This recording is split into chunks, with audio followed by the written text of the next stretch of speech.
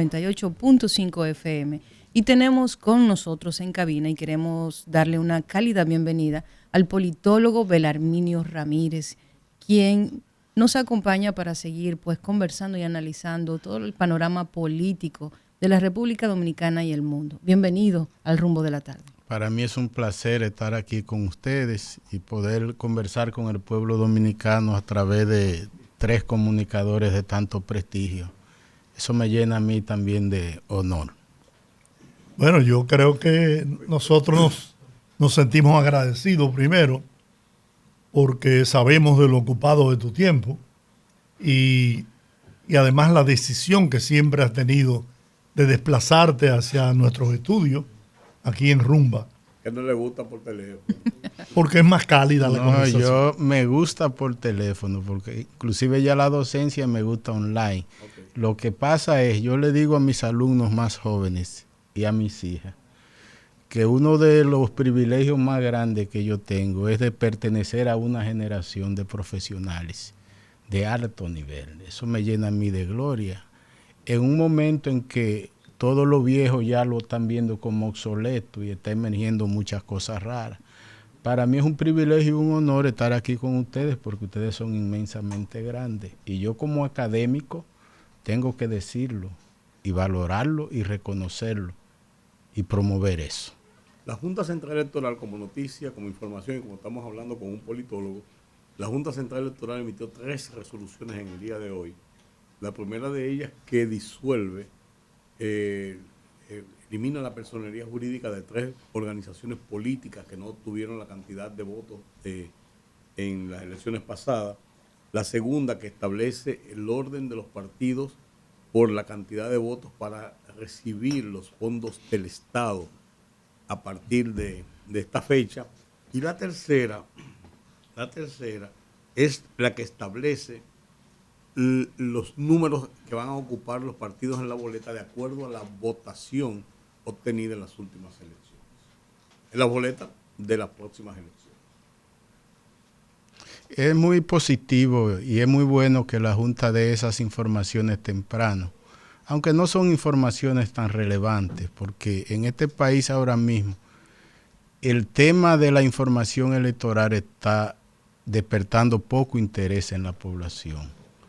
Vamos a ver más adelante cuando se aborden temas fundamentales como es lo de las candidaturas independientes. Si realmente eso comienza a despertar interés, porque inclusive yo que estuve como delegado en la Junta casi por 16 años, cuando la Junta se reunía y nosotros estábamos ahí salían los titulares más importantes de las noticias y de los periódicos, y ahí andaban todos los periodistas detrás de nosotros. Ya el tema electoral es un tema que perdió relevancia. Por eso no va a ser noticia. Ahora, lo de las candidaturas independientes es muy importante porque eso toca y puede cambiar lo que es la estructura del régimen electoral. Y eso puede impactar fuertemente en el sistema político de manera negativa. ¿Estás de acuerdo o no estás de acuerdo? ¿Estás de acuerdo con que sea regulado? Lo primero, Rudy, es que el Tribunal Constitucional se extralimitó. Porque es que la Constitución de la República es muy clara. Aquí tenemos lo que se llama una partidocracia constitucionalizada. Y las únicas instituciones facultadas constitucionalmente para inscribir candidaturas son los partidos, agrupaciones y movimientos. Si tú vas a crear una figura nueva para que tenga la misma función de los partidos, primero tú tienes que modificar la Constitución de la República e incluirla. Entonces yo eso me pongo a leerlo 20,000 veces. Realmente termino riéndome, porque es que no le encuentro sentido, porque es que el Tribunal Constitucional es creado para ser garante de la Constitución, no para inventar, y mucho menos para violar la Constitución y obligar a la Junta Central Electoral y al Congreso Nacional que viole la Carta Magna. Pero llegaron mucho más lejos. La osadía fue mucho mayor. El Tribunal Constitucional es para declarar constitucional o constitucional el recurso. Ellos no solo declararon inconstitucional 2 artículos de la Ley de Régimen Electoral, sino que ellos lo redactaron como si ellos fueran el Congreso Nacional. O sea, pero aquí no tenemos una dictadura del Tribunal Constitucional. El Tribunal Constitucional es un poder, como lo es la Junta, como lo es el Tribunal Superior Electoral, como lo es el Poder Legislativo. Y tiene que haber un equilibrio, un contrapeso e inclusive una consulta entre poderes cuando se trata de decisiones que pueden afectar el sistema. Entonces, han metido el país en un problema sin necesidad. Mi posición en eso es firme. ¿Cuál es la solución? Esa sentencia, porque entonces constitucionalmente lo que decide el Tribunal Constitucional ya dice que no se puede echar para atrás, ni siquiera ellos mismos. Entonces, yo espero que se haga lo que se tiene que hacer y si es necesario que llamen a los miembros del Tribunal Constitucional a un juicio al Congreso Nacional, porque es que ellos escogieron un camino que hay que frenarlo. El Tribunal Constitucional no está para llegar tan lejos como ellos han querido ser, de fracturar a los demás poderes del Estado y entender que ellos son especie como de un pontífice que puede ordenar a los demás poderes y los demás poderes están obligados a cumplir. Aquí hay más de 100 sentencias del Tribunal Constitucional que no se han cumplido. Pero si un tema como las candidaturas independientes puede generar una situación de crisis institucional, porque llamar a los miembros del Tribunal Constitucional a un juicio político al Congreso Nacional yo creo que es un daño mayor a la institucionalidad que buscarle algún tipo de bajadero a esa situación. Pues podemos buscarle un bajadero. Ya uno de los jueces del Tribunal Constitucional habló de que hay que buscar un bajadero. O nos hacemos los locos y dejamos eso así, no le tomamos asunto, lo mandamos para el 32 y el 36, para dejar que eso se vaya diluyendo en el tiempo. Pero no se pueden implementar sin antes hacer una reforma a la Constitución de la República, porque es que la Constitución no establece la figura de organizaciones cívicas. ¿Qué es una organización cívica? Si ustedes entran a Google o cualquier diccionario, buscan resultados, ¿qué significa organización cívica? Dicen, es una organización que no es del gobierno y que no busca fines de lucro. Eso significa que el colegio de periodistas, colegio de abogados, colegio de ingenieros, asociación médica, esas son organizaciones cívicas. ¿Cómo tú vas a permitir que esas organizaciones asuman la responsabilidad de los partidos políticos? Tú le estarías destruyendo al mismo tiempo porque ya no surgieron para eso, pero además exonerándola del proceso interno de los fundamentos democráticos que debe llevar la elección de una candidatura, o de lo contrario la anula el Tribunal Superior Electoral. Pero la figura del candidato independiente está en la ley del régimen electoral. Sí, pero como movimientos y agrupaciones, pero es que ellos están agregando agrupación cívica, organización cívica, que no la reconoce la Junta Central Electoral, que tiene su reconocimiento por otras vías, porque los movimientos las agrupaciones tienen que ser reconocidas por la Junta Central Electoral. Yo creo, es un juicio muy personal mío, yo creo que hay un mal de origen. El mismo hecho de cómo se precipitó y se hizo esa misma ley de régimen electoral, aquella frase de la ley posible, que eso es una irresponsabilidad del legislador. La ley posible, eso es lo que hay, después de 15 años dándole vuelta a una ley. No permitió quizás, por la contentura del momento y de otras cosas, entrar en los detalles de eso. Y está consignado en la ley, ese es el tema. Entonces, si está consignado en la ley, ¿cómo llegar a un acuerdo en que sea factible sin que en el planteamiento que tú haces se violente lo que es la parte institucional y constitucional? Sí, pero es que la ley no le dé el monopolio a los partidos, porque tú puedes crear un movimiento municipal. Y eso también, y hay electos de movimientos municipales en las alcaldías. Entonces, eso es independiente. El asunto es crear agrupaciones cívicas. ¿Qué es una agrupación cívica? Pero ahí que está el problema. Yo creo que lo que no se aclaró y se dejó una bueno, pero cómo tú metes el sistema en eso si tu función es ser garante de la Constitución. ¿Cómo tú le creas un problema a la propia Carta Magna y al propio Estado Dominicano si la función de ello es resolver los conflictos que se presenten? No hay mal de origen. Nosotros tenemos en materia electoral una de las legislaciones más avanzadas de América. Desde 1997 tenemos en materia electoral un régimen que ha sido felicitado por todo el continente y aquí ellos han venido a aprender de nosotros. Inclusive, nosotros en materia electoral hemos llegado más lejos de lo que el sistema y la cultura dominicana tenía capacidad para asimilar. Ya nosotros tuvimos suficiente problema con separar elecciones, ya tuvimos suficiente problema con voto preferencial, porque en un momento pensábamos de que el voto preferencial mejoraba la calidad de la representación, que el voto preferencial fortalecía la democracia y ha sido todo lo contrario. Cuando estudiamos el Congreso, en los tiempos de Balaguer, Bosch y Peña Gómez, tenía más calidad y más legitimidad que el Congreso que tiene ahora. Igual que la sala y este con voto preferencial. Entonces, eso encareció la campaña, supeditó la política al dinero. Los espacios que habían en el Congreso, que lo ocupaban los representantes de los médicos, de maestros, de abogados, de rectores de universidad, ahora lo tienen lo de bancas y juegos de azar. Pero precisamente entonces, eso ha generado un vacío. Pero es que hay otro problema. Si tú abres lo de las candidaturas independientes, en todos los municipios que se gana con menos de 10,000 votos, el narco puede tomarlo todo. Pero miren el problema que hay ahora mismo en Valladolid. ¿Y tú crees que las terrenas, por ejemplo, con el potencial turístico de la terrena, tú crees que el municipio de Pedernales, tú crees que Verón, donde está Punta Cana, si tú abres esto a candidatura independiente y le permite hasta una junta de vecinos inscribir candidatos, cualquier sector o gente de esa viene y te gasta 50 o 60 millones de pesos y te compra las elecciones? Nosotros no estamos preparados para eso, porque si lo hacemos, le estamos dando una estocada mortal y final a los partidos políticos. Y donde los partidos han quebrado en América Latina, la democracia ha tocado suelo y la economía lo que ha hecho es retroceder. Estos no son momentos para inventar. Pero Arminio, ¿qué hacemos con una decisión del Tribunal Constitucional? No, yo como constitucionalista y autor de 2 tratados de derecho constitucional que son textos en la República Dominicana, mi pregunta es ¿qué vamos a hacer con lo que metieron al país en eso?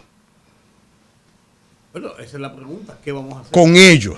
Sí, está bien. No con la decisión. Sí, pero en este momento la decisión es una decisión institucional. Porque esa es parte de las atribuciones del Tribunal Constitucional. No. ¿Cómo tú revertir esa parte? Pero no es violar la Constitución. Bueno, entonces, ¿cuál es el procedimiento? ¿Llevarlo a un juicio? Estamos es que pensando y planificando, pero yo quiero que sepan que eso no se va a quedar así. Por otra parte, otro tema que quiero sin duda discutir es, el grupo RCC Media ha hecho una encuesta sobre valoración de políticos, vamos a decir que están pues saliendo a flote, que están ganando popularidad cada vez más. En República Dominicana desde hace un tiempo se ha venido dando como este relevo generacional en el ámbito político, en donde parecería que esos modelos clásicos de políticos que siempre estaban presentes están dando paso a políticos más jóvenes y se están reorganizando las fuerzas y las simpatías. ¿Cómo visualiza el escenario para 2028, teniendo en consideración situaciones intestinas en la fuerza del pueblo en relación a quién debe ser el candidato por una fracción del partido? Tenemos el PRM con 12 como mínimo candidatos precandidatos presidenciales, y cómo se visualiza el escenario político para 2028 ante esa situación. Lo primero es que aquí está iniciando un ciclo de liderazgo, porque hubo un cambio en el cerebro social, en el corazón social, y eso cambia la conducta social. Entonces, en ese cambio de referente, la mayoría del electorado dominicano está buscando marcas distintas a lo que fueron las marcas del pasado. Con la llegada de Abinader en el 20 al poder se inició un ciclo y eso no se detiene. La mayoría de la población votante que tenemos hoy es de la era digital. La mayoría de la población votante que tenemos hoy no está vinculada a los partidos políticos. La mayoría de la población votante que tenemos hoy no es leal a nada en la vida. Entonces ellos son piezas de marketing a las que hay que persuadir. la persuasión tiene que ver con el agrado. El agrado se construye en el tiempo. Para tú crear un liderazgo exitoso en estos momentos, la clave es que primero que la gente le conozca y segundo que caiga bien. Y eso se consigue haciendo política en la antipolítica. Entonces lo que estamos viendo ahora no comenzó ayer, porque cuando tú tomas por ejemplo a David Collado, la primera campaña de David Collado como diputado fue montada como una campaña presidencial de alcance nacional. ¿Cómo surge? Primero profesional del año, empresario del año, monta un programa de televisión, emprendedores, comienza a dialogar con las figuras más importantes del país en su programa. Es un diseño de marketing integral para crear una marca que trasciende los partidos políticos. Y eso entonces va creando niveles de conocimiento, niveles de agrado a la vez, pero al mismo tiempo el tipo no pelea con nadie. No es contestatario, no es reactivo. Ese es el marketing de este tiempo. Entonces no es casual lo que está sucediendo. Eso en un libro que yo escribí en el 2015, yo dije en ese libro, por ejemplo, que cuando el PLD perdiera era de Luis Abinader. Y ahí mismo en ese libro que se llama Neuromarketing Político y Liderazgo, yo digo que David Collado es uno de los liderazgos del futuro. Entonces ya lo que yo veo en el 28, aquí hay dos liderazgos, porque como Abinader termina en el 28, el liderazgo del futuro lo van a dominar ampliamente, cómodamente, David Collado y Omar Fernández, ya hoy. Y eso no tiene vuelta atrás. Esos son los dos líderes que van a dominar las próximas décadas. Y ojalá sean los que se enfrenten en el 28, porque si no se enfrentan David Collado y Omar Fernández, entonces las elecciones serán pan comido para el PRM. Porque la oposición está muy dividida. Y la división de la oposición es por un problema personal entre Leonel y Danilo. La oposición, la Fuerza del Pueblo y el PLD es una familia con dos apellidos. Pero ellos son lo mismo. No hay diferencia. Pero un lado de una familia se fue por un lado con una cabeza y la otra se quedó en otro lado. Entonces, mientras esas dos cabezas estén en el medio, porque ahora ninguno quiere pedirle disculpa al otro, ninguno quiere aceptar que se equivocaron, pero el asunto es más complejo. El problema de la crisis, la división del PLD, tiene que ver con los entornos de los dos líderes, un grupo de chismosos que los rodearon. Los líderes cometieron un error clave que no lo cometió Balaguer. Todo el que estaba al lado de Balaguer estaba al servicio de Balaguer. Al lado de Leonel y Danilo se colocaron gente para servirse de Leonel y de Danilo. Entonces John Maxwell habla del entorno del líder y Stephen Covey habla de la influencia en el liderazgo. Ellos cayeron en una trampa los dos y esos chismes de dos grupos los confrontaron, lo dividieron, lo están destruyendo a los dos y abrieron la compuerta para que el PRM llegara al poder, porque si eso no sucede todavía el PLD ¿No tuviera tiene gobernando. Leonel Fernández posibilidades de volver al poder en el 28? Bueno, con un sistema de 50+1, un candidato que a 3 años de las elecciones tiene una tasa de rechazo llegando a un 60. 57.9. Casi un 60, y tomando en cuenta que para el 28 van a habilitar cientos de miles de jóvenes que todavía hoy no tienen cédula, mientras la juventud va entrando en el padrón, la tasa de rechazo de Leonel va a ir subiendo. Entonces hay un error con Leonel Fernández. Quienes administran a Leonel Fernández han cometido un error. Y es que Leonel, después de estar invicto de 3-3, era como ya veneno que nunca perdía. Entonces lo han puesto a recibir 2 derrotas sin necesidad. A besar la lona en 2 ocasiones. Sin necesidad. Y entonces siguen empedernidos en que el líder, que lo mejor, porque no entienden que el liderazgo va por ciclo. Tú, como jefe de familia, montas una empresa y llega un momento que tu visión en la empresa que tú creaste es obsoleta y tiene un hijo tuyo, una hija tuya que tomar el control y logra en un año lo que tú no vas a lograr nunca. Entonces aquí los líderes, rodeados de un grupo de chismosos, de lambones, de gente de mente estrecha, que viven de los líderes, son alguien y son importantes porque están como garrapatas chupándole la sangre a los líderes y los líderes se dejan utilizar. En el 16, en el 12 Leonel tenía que irse al retiro con 3 periodos como presidente, un hombre que nace en un barrio, sin herencia económica, sin herencia política. El único caso en la historia dominicana de un liderazgo que Balaguer tuvo la suerte de que Balaguer lo lleva a la presidencia de la República, se corona con éxito 3 veces, deja un legado y entonces pasa a reducirse para ser cabeza de grupo y después destruir su propio partido para formar un partido nuevo. Pues yo no sé cómo que él quiere entrar en la historia. Entonces ahora, en el 16 destruye a su esposa, que era invicta, presidenta de la República, Margarita, en el 16, la destruye. Obliga a Danilo a que reforme la Constitución para que sea Danilo. En el 20 se va.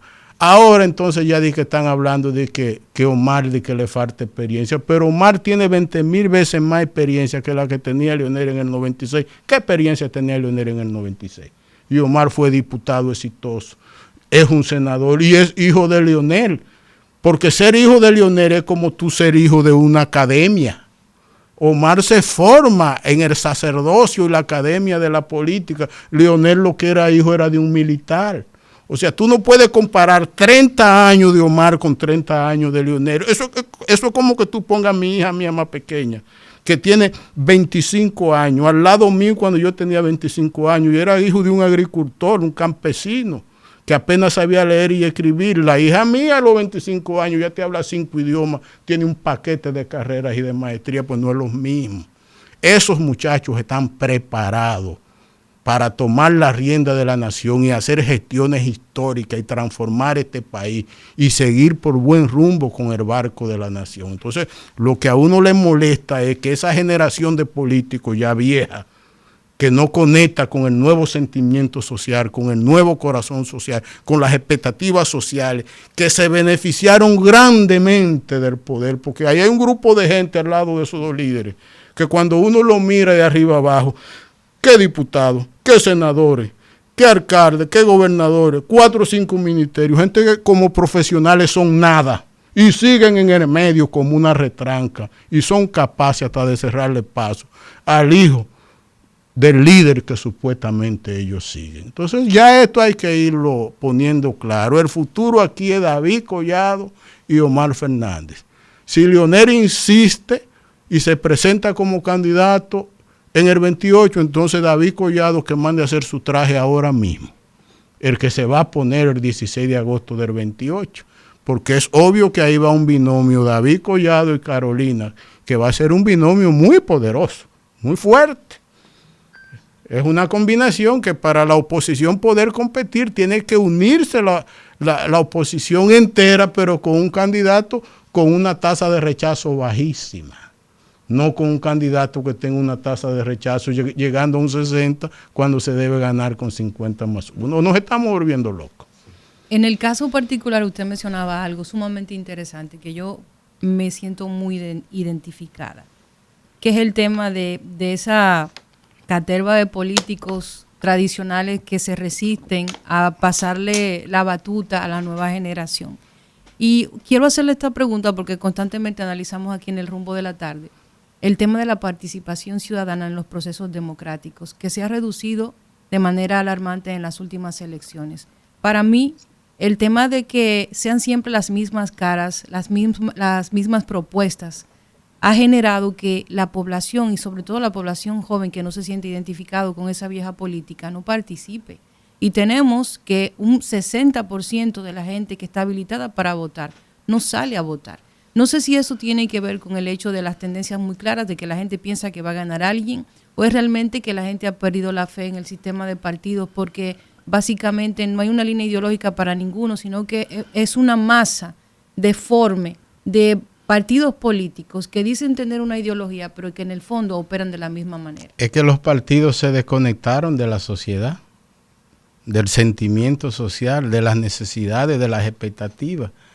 Y los partidos se enfocaron en una agenda electoral, primero en una lucha por el control de los propios partidos y en una lucha solo por ganar o retener el poder. Y la sociedad fue abandonada.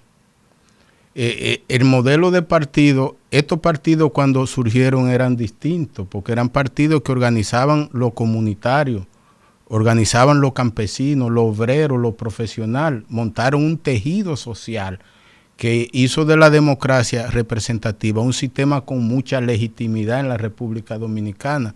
Ahora los partidos se redujeron a un club de amigos, que ellos te negocian toda la candidatura, se reparten todos los puestos en Parlacén, en diputaciones nacionales, que cuando hay que coger a una alta corte, buscan familiares y amigos de ellos, porque todo este tollo que está pasando en este país, porque esas altas cortes, la mayoría, la secuestraron y se le entregaron a gente que no tienen calidad ni capacidad de estar ahí, solo por salir de ahí con una pensión de cientos de miles de pesos por el resto de su vida. O sea, la partidocracia en cierta medida fue protagonista de una estafa a la sociedad dominicana y la ciudadanía está pasando factura. Por eso los más jóvenes no quieren saber de la política, pero lo más grave aún es que los hijos de los políticos exitosos no les interesa ser políticos ni seguir los pasos de su padre y de su madre. Entonces ahí es que está la amenaza más peligrosa a la partidocracia y esto es muy grave. Tenemos que hacer un esfuerzo ahora para buscar un punto de inflexión y evitar que los partidos sucumban. Y todo el que tenga que echarse a un lado, que se echen, que se vayan a descansar. Y que se abran las puertas de los partidos para que capten actores sociales, porque la sociedad tiene actores, gente que si no lo van a coger de relajo entran.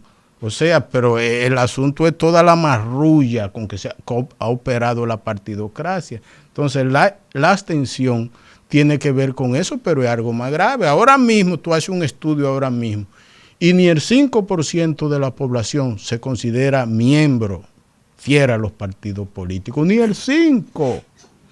Entonces, en sentido general, eso puede decirse que estamos en una crisis de partidos. Pero los partidos están en cuidados intensivos, en estado grave, y como vamos, van a ser un esqueleto en el 28, los partidos de seguir como estamos. Lo que te digo, pero el relevo no se ve como institución política para hacer ese relevo. Pero hay liderazgo, pero no se ve. Sí, pero observa quiénes son los relevos. Por ejemplo, cuando los últimos actores legitimados por la partidocracia aquí fue Leonel y Danilo, porque Luis Abinader no es un hombre de partido, es un empresario, hijo de un empresario. No es un presidente coyuntural. No, pues no es de partido. Abinader. En el 20 se enfrentaron dos empresarios, Gonzalo un empresario, David Collado es un empresario, Omar es hijo de un político que le cae bien a todo el mundo, independientemente que su partido sea grande o chiquito. O sea, ya para llegar a la presidencia de la República, el primer requisito es que no te vean como política.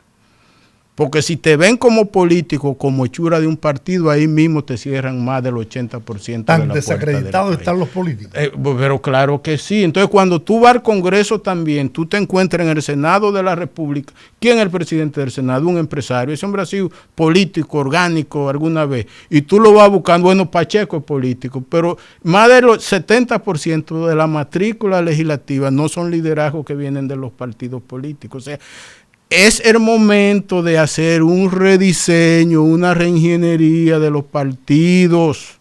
Y este PRM que gobierna no es un partido sólido ni institucionado. Este es un grupo de gente muy rica que se le presentó una coyuntura de oro y supieron aprovecharla y ahora tienen todo el poder en sus manos. Entonces es peligroso tener todo el poder en tu mano como la tenía el PLD, que lo tomó en el 16 porque después en el 20 lo perdieron todo. Entonces, ¿qué yo veo? El PLD de un 38 con Gonzalo cae a menos de un 10 con Abel en 4 años. Gonzalo no recibió el apoyo con garra ni de Danilo ni de los funcionarios de su gobierno. Eso, los que estábamos ahí lo sabemos. Y aún así sacó un 38. Miren dónde cayó. Leonel saca ese porcentaje de votación, pero está muy lejos. Y miren cómo el PRM logra repostularse, un triunfo en primera vuelta avasallante. Pero el PRM, después que Abinader salga de ahí no se sabe lo que va a pasar. Entonces, y en la Fuerza del Pueblo, después de Leonel, ¿quién carajo sabe lo que va a pasar? Pues tú crees que Félix Bautista, Radamés Jiménez, esa gente le van a respetar más, lo van a ver como un muchacho, vaya para allá, a ver si le echen biberón, le van a decir. Entonces la fuerza del pueblo también se te puede desguañangar después que Leonel no esté al frente.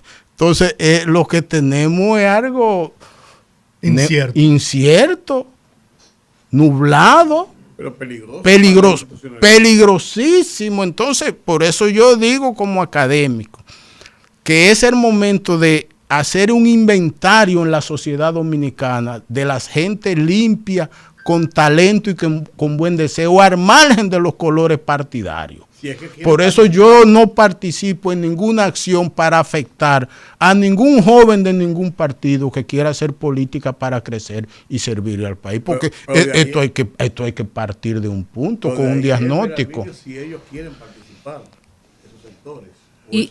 Pero tenemos que crear las condiciones, porque mira por el mismo caso de David.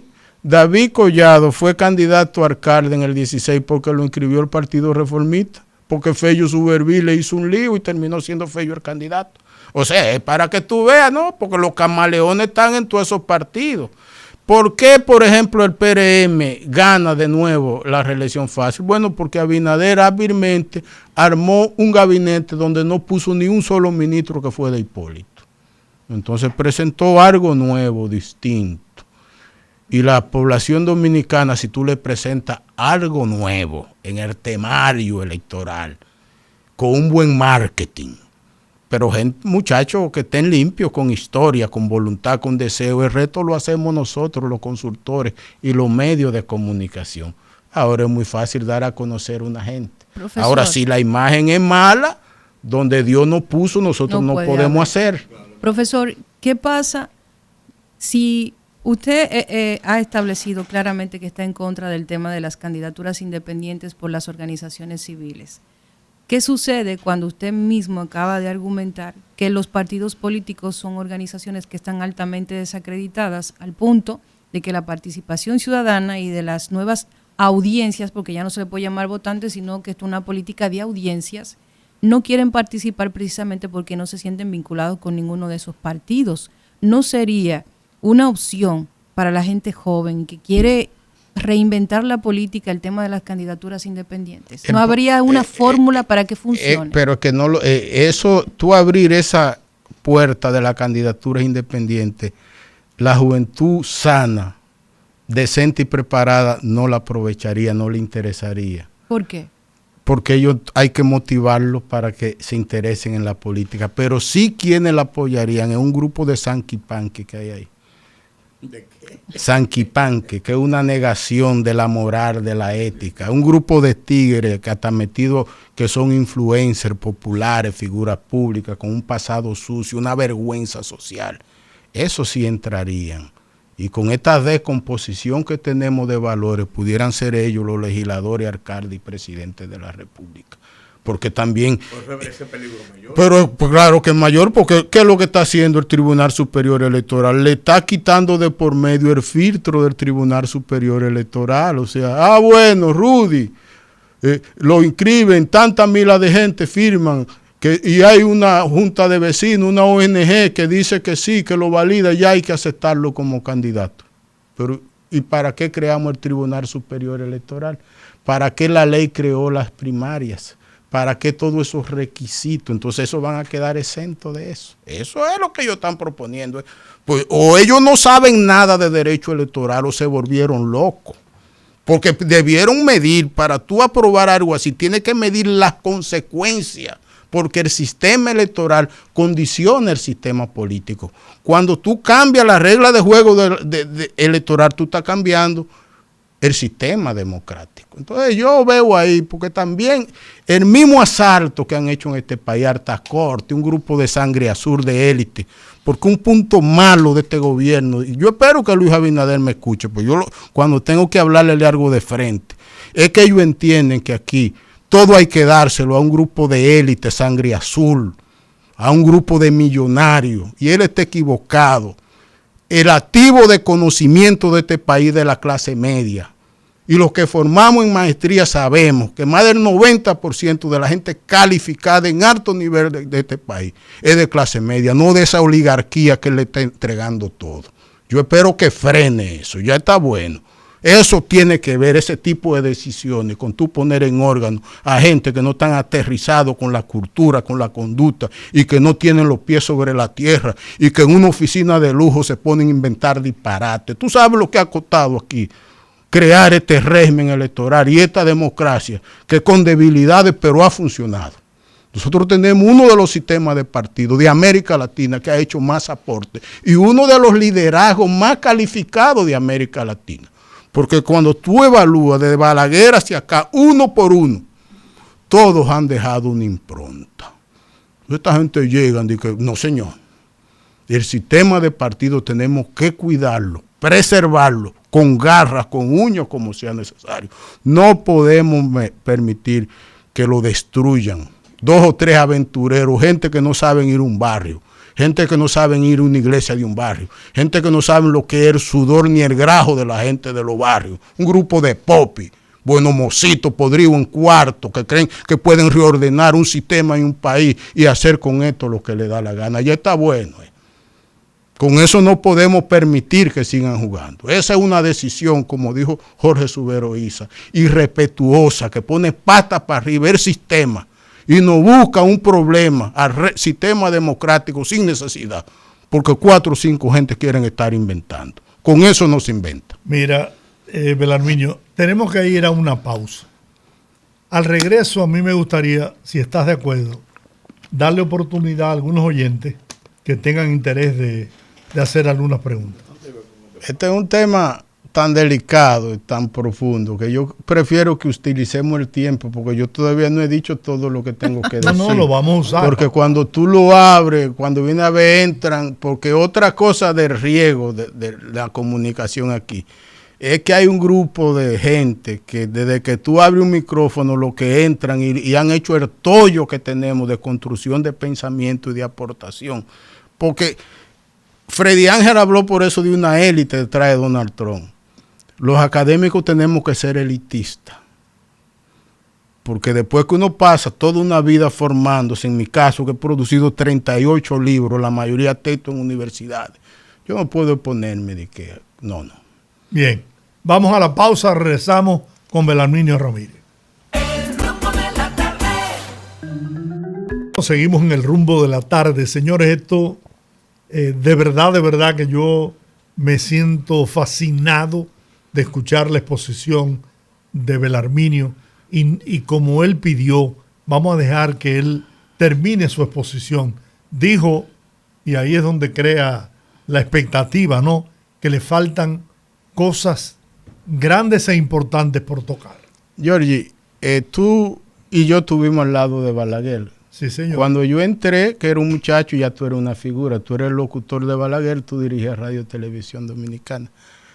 Tú y yo sufrimos mucho, porque recuerdo por allá por el 2000, en la última campaña de Balaguer, unos asesores chilenos nos estaban diciendo todo lo que montaron con unos videos de René Fortunato y todas cosas. Y yo llegaba a mi casa y a veces mi hija más grande me decía, papi, ay, yo estoy muy triste. Y no, porque pasaron una cosa en el colegio. Entonces usted que ha escrito tantos libros sobre Balaguer, tantas cosas, pero el video y lo que dicen allá es lo contrario. Eso me fue matando la moral. Yo en un momento tuve que ir al colegio, llevar los libros sobre Balaguer a los maestros y tratar porque me estaba creando un problema serio con mis hijas. Porque para mí Balaguer era el referente y el paradigma. Tú sabes todo el lodo y el veneno que nos tiraron encima, todo lo que inventaron contra Balaguer, contra su familia, todos los disparates que hablaron. Voy a agregar algo. En este momento no, hay una estrategia. Pero deja que está pasando. Tú no sabes que ahora los youtubers ahora han tomado los fragmentos de los discursos de Balaguer que existen gracias a ti en gran parte, que lo recopilaste todo. Y ante todo este desconcierto que hay con Haití, todo este desorden, están subiendo a Balaguer. Balaguer está renaciendo, no tiene heredero Pero ahora Balaguer se va a colocar en el verdadero pedestal que la historia reserva para el liderazgo de su estirpe. Entonces, ¿por qué digo esto? Esto se lo digo a Leonel, a Danilo, a Hipólito y a Luis Abinader. El liderazgo entra en la historia en función de lo que hace. Unos entran más pronto, otros más tarde, pero todos entran. Aquí todo esto que está pasando en clima de opinión pública, todo un tigueraje, toda una comunicación tóxica, todo un veneno que inunda. Los liderazgos pueden confundirse y dejarse doblar el pulso y caer en el miedo, porque son seres humanos, entonces no se blindan emocionalmente como debe ser. Entonces a mí lo que más me preocupa es el estado emocional del liderazgo. Porque Abinader está ahí, pero miren lo que Abinader acaba de hacer, crear esa comisión de anticorrupción. Él mismo presidiéndola, ¿qué significa? Que ya está como la guinea tuerta. Ya él sabe que tiene que comenzar a cuidarse, porque cuando los presidentes están en su último periodo, vienen los diálogos de almohada y viene un robo y un saqueo a todos los niveles y destruyen el país, y él tiene que cuidarse él. Él ponerse al frente de la comisión, eso significa que él se va a cuidar. Punto 1. Punto 2. Haces cambio. Los 5 ministerios más importantes los pone en manos de gente leales y amigos de él, correcto por él. Porque tú eres Eduardo Estrella, amigo de él. El que pone este muchacho en educación, amigo de él. El que está en Cancillería, amigo de él. El que está en salud pública, no le va a fallar. O sea, él está armando un gabinete personal de gente que lo cuide, que lo respete. Porque él sabe que lo que se va a armar en ese partido buscando esa candidatura es un desguañangue muy fuerte. Entonces, esto no pinta bonito por ningún lado. Entonces, tú ves la situación que están los demás partidos de oposición, como tiene que estar jugando el presidente. Todo esto vientos en contra, locales y externos. Porque eso de Donald Trump con República Dominicana, con Donald Trump tú no puedes dormir tranquilo, porque tú no sabes nunca con lo que ese tipo va a salir. Ese hombre lo único que inspira es de confianza y miedo. Entonces nosotros estamos en un momento en que la gente sana y decente, en la gente que le duele este país, tiene que deponer hasta gusto de partidos y colores y pensar en el futuro de la nación. Y los liderazgos tienen que ser lo suficientemente inteligentes para no dejarse arropar del tigueraje y no dejar meterse al medio. Afortunadamente Luis Abinader lo está entendiendo. Y yo espero que se cuide.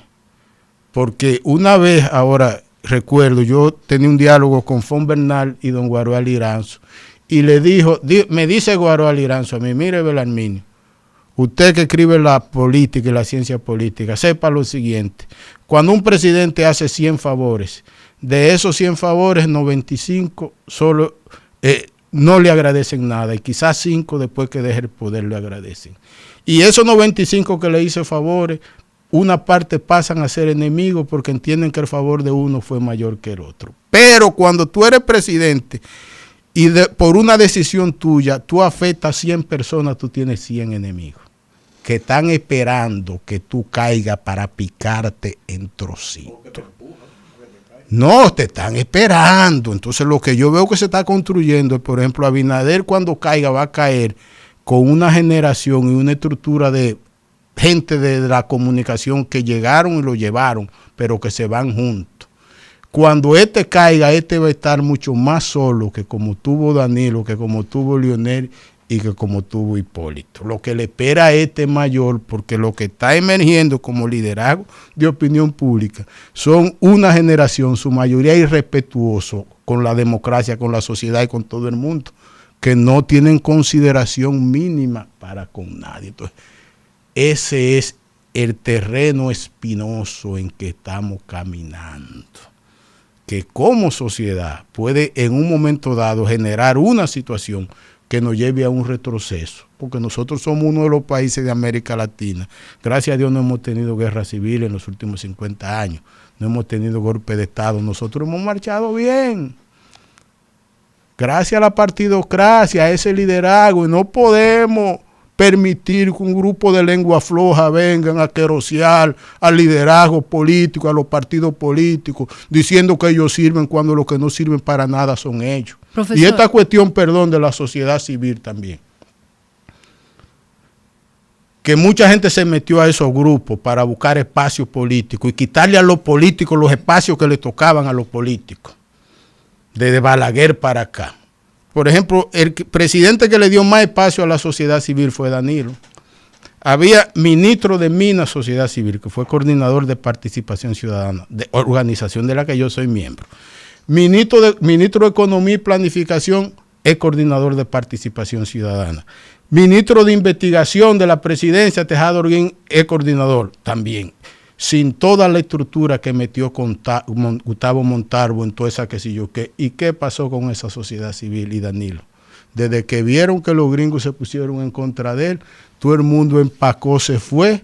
Uno no sabe si están vivos o están muertos, con sus problemas resueltos. Los que fueron enganchando en la Junta, los que fueron enganchándose en alta corte, todo el presidente que tenga cuidado. Porque primero, esos no son amigos de nadie. Pero también la sociedad civil se está desguañangando con este lío de Usaid, esa vaina. Hay gente ahí que pueden apoderar jueces, abogados, irse a tribunales, pero de aquí para allá no van a valer menos que una guayaba podrida. Entonces, eso es lo que viene para el 28. Entonces, este 28 no es una elección común. No se parece a las anteriores, porque en este está en juego todo. Y desde la comunicación, porque ahora la verdadera aula donde se educan la gente no son las aulas de las universidades y las escuelas, son estas tribunas. Profesor, yo lo oigo hablar así vehementemente defendiendo nuestro sistema de partidos, pero yo me considero todavía una persona joven. Y siempre he dicho, y no me da vergüenza decirlo, que vengo de la más absoluta pobreza, yo. Y desde que soy niña estoy viendo en estas tribunas que son los medios de comunicación las mismas crisis y los mismos problemas de mi país. Hemos tenido históricamente problemas de salud, problemas de educación, problemas de la energía, problemas de acceso a servicios básicos, inequidad, baja movilidad social en la economía. ¿Cómo es posible que nuestro sistema de partidos no haya podido avanzar a resolver problemas como esos? ¿Por qué piensa usted que la gente no le tiene fe al sistema de partidos, tomando en consideración todos esos elementos, donde mucha gente ni siquiera le importa quién es el presidente de turno, porque su condición como persona no depende de quién se siente en Lamentablemente tengo pocos minutos, pero escucha lo siguiente. Hay lo que se llama antipolítica y desafección. Hay lo que se llama era de la TV democracia, era del internet y las redes sociales. La moda es estar en contra de los partidos y en contra del sistema. Pero eso son realidades, profesor. Sí, porque es un nuevo cerebro, una nueva conducta social, y eso es muy peligroso, porque lo mismo que promueven eso y se montan en esa ola, tú le quieres dar una responsabilidad pública y no la aceptan. Esto es muy delicado. Entonces, desde los mismos medios de comunicación hubo gente que estimuló antipolítica y desafección, cualquierizó a los políticos, pero ellos facturando por debajo y viviendo de la política, que Totalmente. han sido un grupo de estafadores metidos a comunicadores también. O sea, todo eso es lo que no son los políticos los que han generado el desafecto con su conducta. No se renovaron como debió exigir la nueva sociedad, pero que tenemos una nueva sociedad indiferente, irresponsable, que no quiere asumir responsabilidad frente a nada. Entonces, frente a esto no podemos apostar al populismo ni a la demagogia. Tenemos que ver la enfermedad.